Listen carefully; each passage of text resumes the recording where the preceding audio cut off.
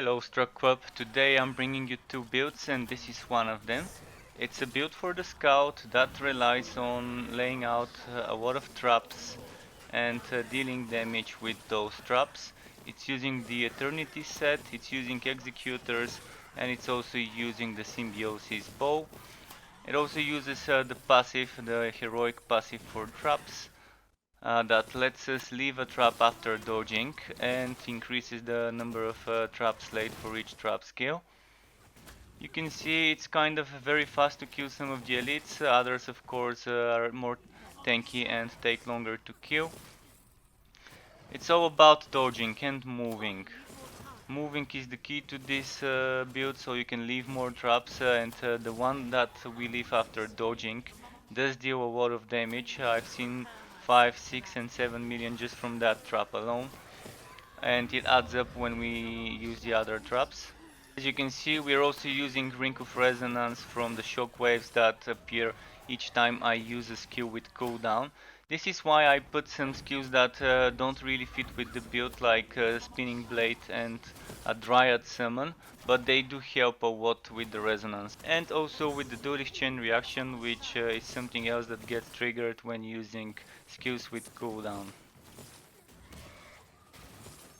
So if this sounds like the playstyle of a scout build that you were looking for, maybe this would be the build for you.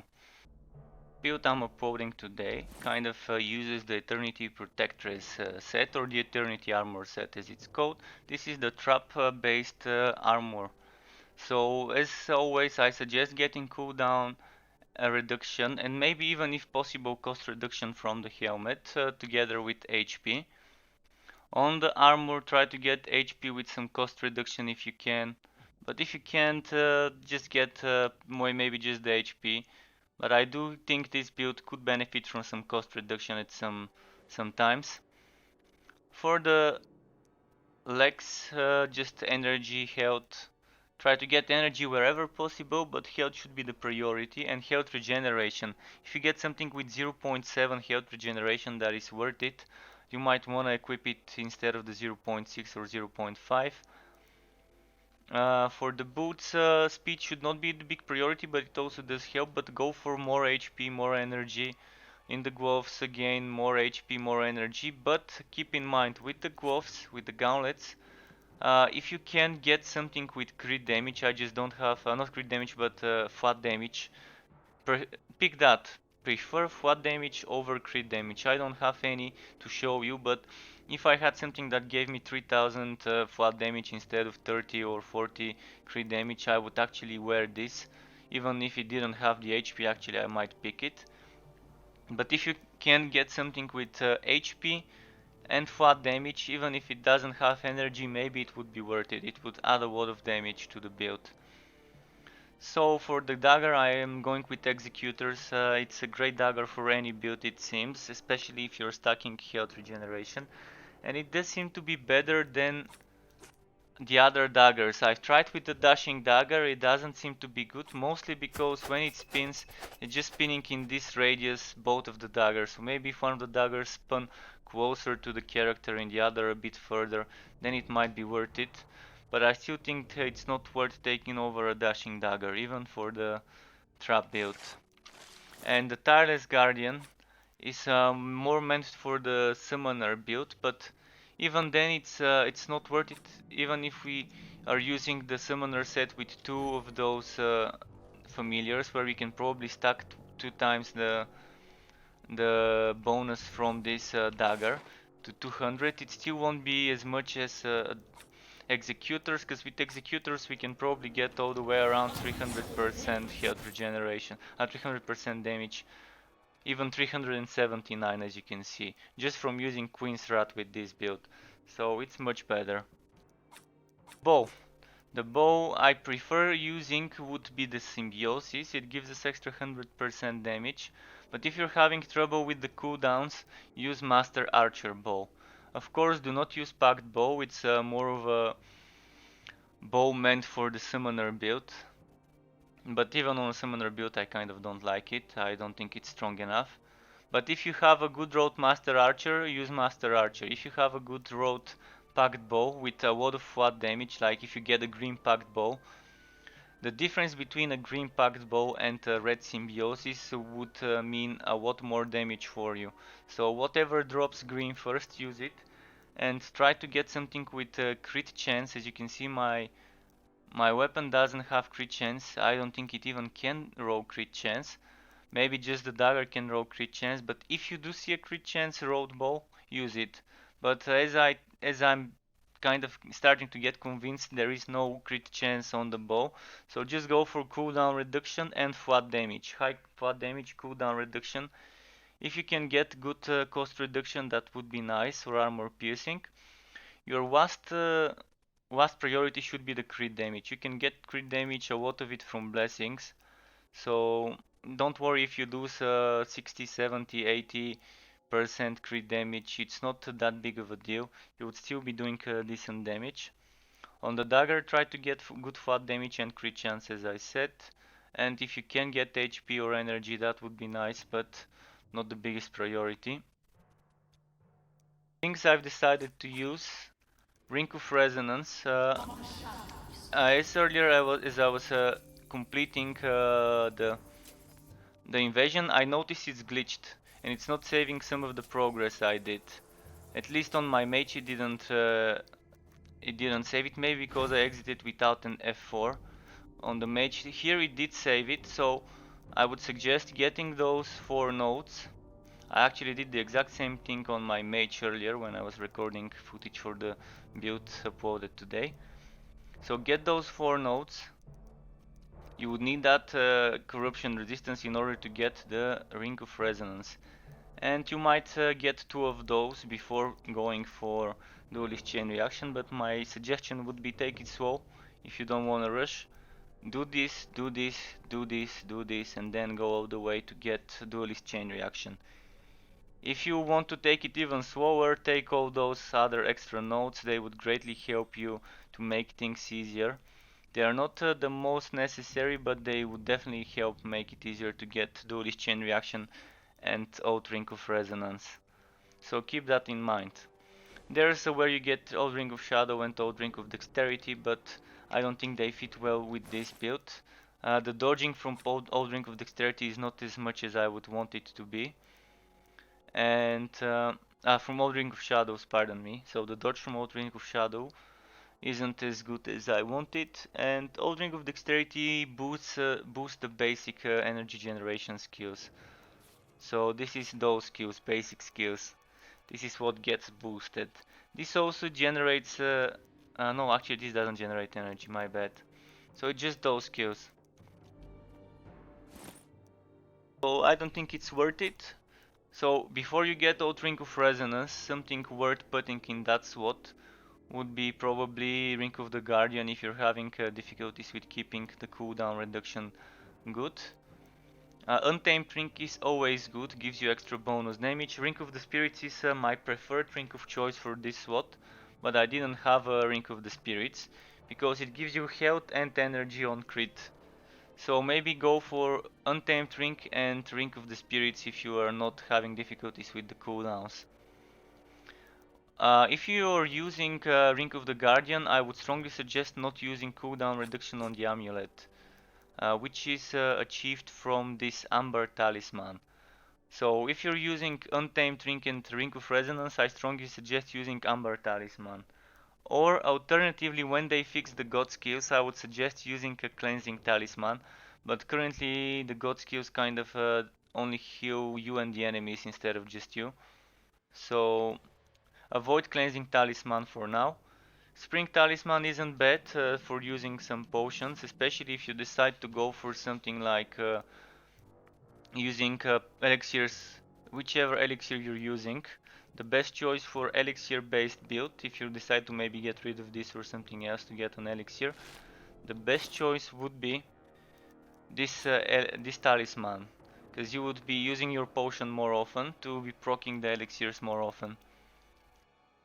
Deal more damage is not something I would suggest because this is the only god skill. Even this may not be as good because this is your only god skill, but it's still like an extra 20% health. So The only thing that's worth taking, in my opinion, would be either an Ember Talisman if you get with good rolls, and good rolls are cooldown reduction and crit hit chance. Regardless whether it has anything else, you do need those two things on the amulet and on the rings. If you can get cooldown reduction, at least get crit hit chance. You do need crit hit chance from those 3 items with the dagger, 4 items. 4 items that can give you good crit hit chance, much needed for the build. So whatever drops first as green, use that. If you're using red, just pick whatever is best rolled with cooldown reduction and crit hit chance. If you do need the cooldown reduction, Amber Talisman. Or, as I said, Drink of the Guardian. But for those slots, as I said, cooldown reduction, crit hit chance, if you can get some flat damage, that would be nice. Crit damage is not a priority, so don't try to get it from here. Cost reduction and HP are always welcome. This is it for the gear for this build. Let's move on to the skills and god skills. Those are the skills I've decided to pick for this scout build. Master Archer, just the most basic one because I needed the spare points for other skills. This I decided to pick because we are using Duelist Chain Reaction and we need skills with cooldown to be able to stack easily for the 4 stacks of 50 crit damage, altogether 200 crit damage. So if you're using this together with the cooldown based trap like this, and with this Call of the Spirits, which I also placed just because I needed a skill with cooldown, just keep that in mind. If you don't have 3 skills with cooldown, it might be a bit difficult to get this maxed out without Ring of the Guardian or Ember Talisman for cooldown reduction, or a Master Archer bow. So if you have one of the things I've mentioned, or even 2 of the things I've mentioned, then maybe you might get rid of one of those and pick whatever you would like. Maybe something like Spiral Cut or Reflex Shot. Although I wouldn't suggest skill that uses energy because you need the energy for living roots. But whatever you think fits your build, just use that. You could even use something like the Fiver's Reckoning.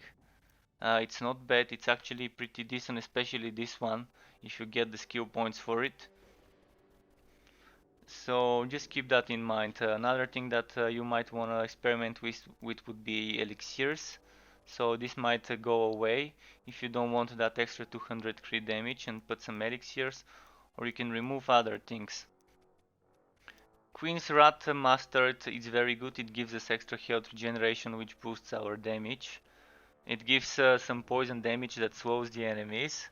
So it's pretty nice to try and stay within this. These living roots, with this setup you can cast 6 times 3. Before the invasion update you could cast 2 times 3 because the passive was broken and it wasn't giving you an extra cast, and the skill was not actually casting 6 times. Now I think you can cast 1, 2, 3, 4, 5, 6. I think 5, because this one got removed. So you can cast it 5 times at the same time. It says you can have 3 at the same time up, but maybe it's, let me see again. 1, 2, 3, 4, 5. Yeah, it's 5, so instead of 4 we can cast it 5 times. It says a maximum summon 6, but it's only 5 even with this ambush specialist, which gives us one more number of each trap. If you're using another version like this version, this will mean you can summon 6 plus 1. I can even demonstrate it. Let's do this.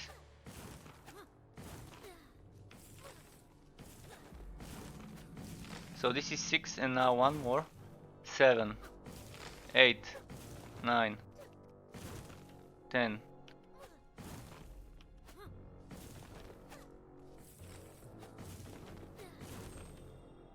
Okay, I think 15 is what you can get, because it's splitting the trap into 3s. This one, the other version groups each trap into 3s, so it's still nice, because you're actually placing 3 traps for one cast with the one I've I've picked, and it's good because you're not wasting time placing more traps, you're actually placing 3 traps at the same time. So I strongly suggest mastered version. And this Hungry Roots is not bad, you can even go for the poison version if you want. But since this is not a poison oriented build, I decided to go for the physical. But yeah, keep in mind you can down mode this and just use it to proc the skill for the cooldown. And just upgrade your living roots to mastered. But if you're using a physical damage passive, then it won't be good to keep it as a poison. I currently am not, but you might decide to do it. I'll explain in the god skills section. This is actually where the physical damage is. So we are stacking health regeneration, as you've heard. Executors. One thing that gives us health regenerations is this. This is another thing. And Guardian Spirit could give you health regeneration if you upgrade it. But since this build heavily relies on moving, on dodging all the time, you're leaving a trap behind each time you dodge. As you can see here, we left the trap, you left the trap. So you can kind of dodge back and forth at the enemy location and away from it. And just keep leaving traps under the enemy by dodging. So I'd strongly suggest this one. Regenerating energy from your familiar grants a damage reduction and a current cooldown bonus. So this can reduce your cooldowns. This is why I decided to pick this. So each time you regenerate energy through the familiar like this, it has a chance to reduce your cooldowns. Something to help you with the cooldowns. And this kind of sums it up. Ambush Specialist is our heroic skill, which I strongly suggest using. Look at the damage of the trap. It gives extra damage to each trap, 20% more damage. It lets us summon more than one more from each trap, like this one. The Hungry Roots can place 2 traps. This one, as you saw, can place like 5 of the triple ones, which means 15 altogether. And if you take the normal version, you can still place 15, which is still pretty nice. And it also does a lot of damage when we dodge by leaving that trap behind. So always use this if you're using a trap build. And this kind of is it. Now let me show you the god skills. This is what my god skills look like. It's kind of similar to my poison build. I experimented today with going all the way here, taking other things, but it just didn't add up to the damage.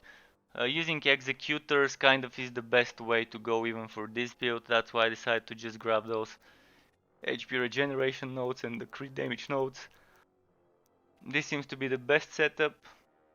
You could probably remove some crit damage at first. You can remove those you can remove, let's see how many nodes. You can remove all those nodes here. This is 3, 6,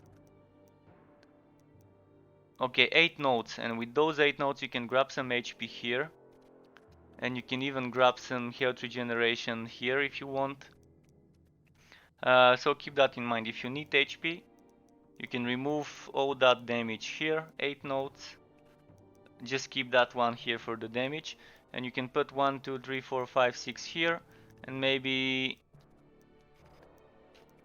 you can put 1, 2 here, or 1, 2, 3 here, and you can just invest in the health regeneration instead of going all the way for that extra health regeneration there. But keep in mind, health regeneration does add a lot of damage, so this is still something good, but it's gonna be flat damage, it's not gonna be crit damage. So it's up to you to decide what you want to go for. I strongly suggest not getting this. Losing 10% energy for 10% damage. But if you want to, you can experiment with it. You can even experiment with taking this skill for extra 10% crit chance each time you kill an elite monster. So this kind of sums up the god skills. So now I can just quickly show you a bit of gameplay footage and a map boss kill at the end. During boss fights, just try to rush in Get close to the boss, then rush out with dodge to leave a trap, keep spamming the other traps, make sure Queen's Rat is under the boss, and keep using your summoning skill and spinning blade skill to keep proccing Ring of Resonance and the Duelist chain reaction. As long as you stay away from the enemy's AoEs and other skills, you should be more than okay in regards to doing Chaos 5 bosses. As you can see, some bosses might take a bit longer, others might take a bit faster because some have more annoying skills that you kind of have to move away from them so you don't get hit, such as that big massive AoE this guy does. But besides that and this stunning side skill, he's kind of pretty easy to deal with as long as you know the rotation or you pay attention to what he's casting. Like now he seems to be casting the big AoE wave, but he's actually just doing two skills at the same time. As you can see, we do actually keep stunning even the bosses, so Ring of Resonance is quite helpful. And on this guy it's a bit easier, you just have to pay attention to the tentacle and to the yellow-green kind of circles around the ground. Besides that, there's not much that can one-shot you, unless it's just the tentacle. So this kind of seems to be it in regards to how to play this build on boss fights. Of course, the boss rush fights each have different mechanics and would require slightly different strategies, but the gist of it is kind of the same. Thank you for watching this video, folks. If you've liked it, you can let me know by hitting that button. I would also appreciate any subscribes, that would help me grow my channel substantially. Also, if you do think this build could be made better or there's anything more to it that maybe I'm not seeing, feel free to let me know in the comment section. I would appreciate hearing from you guys.